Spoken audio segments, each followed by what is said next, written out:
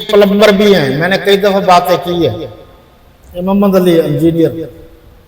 میں نے شروع میں کہا تھا یہ جھوٹا آدمی ہے۔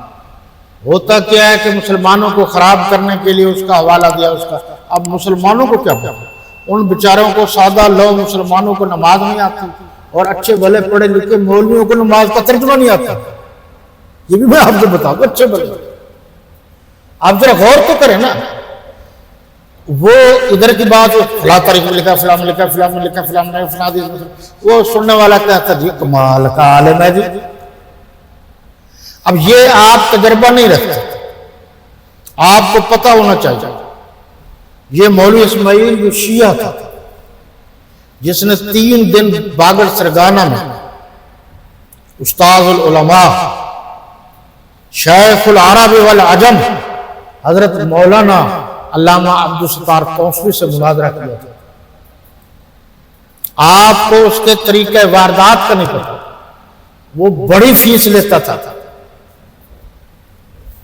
جن کا تھا رافیوں سے، اس دور میں لاکھوں کے،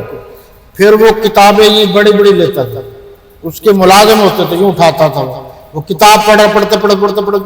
کوئی سمجھ نہیں آ رہی تھی، جو شبینہ پڑھتے ہیں نا حفاظ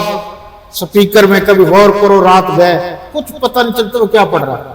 پھر اس کے بعد وہ کتاب کو یوں اچھال دیتا، وہ نیچے گرتی، تو اس کے جو ملازمین تھے، جو مشیر تھے، وہ کتاب کو پکڑتے، اور پھر اس دور میں تو زیادہ تر مٹی کے گھڑے استعمال ہوتے تھے پانی کے لیے، پھر وہ گھڑے کے گھڑے پانی پی جاتے۔ یہ ایک علیحدہ شعبہ ہے۔ اسی طریقے سے انجینئر کو کچھ آتا جاتا تو ہے نہیں، تمام مسالک کے علماء نے اس کو چیلنج کیا، بریلوی علماء نے بھی، دیوبندی علماء نے بھی، اہل حدیث علماء نے بھی، باقی حضرات نے بھی، لیکن بڑا ڈھیٹ ہے، باہر نہیں آتا ہوا، اندر بیٹھا شور کر رہا ہے،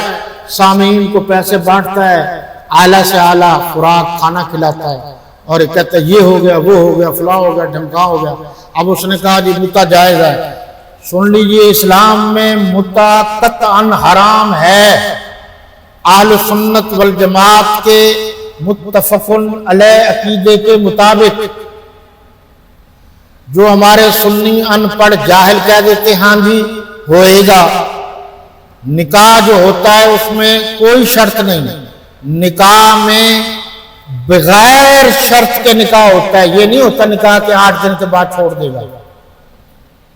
10 دن کے بعد چھوڑ دے گا، یہ سب غلط ہے، بغیر شرط کے جب تک زندگی ہے،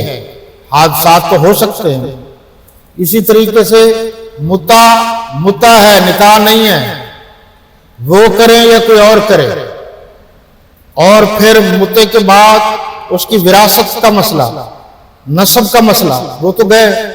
اور متع کس کس سے ہوتا ہے۔ میں تو یہی کہہ سکتا ہوں پھر انجینئر محمد علی سے کہ آپ اس شعبے کے آدمی ہیں، آپ بھی یہ سہولت دوسروں کو دے دیجیے، کیوں جھوٹ بولتے مسلمانوں کو خراب کرتے؟ جب ایک اسلام میں سہولت موجود ہے نکاح کی، تو اس کو توڑ موڑ کر یہ کرو وہ کرو، اس کی کیا ضرورت ہے؟ بالکل غلط ہے۔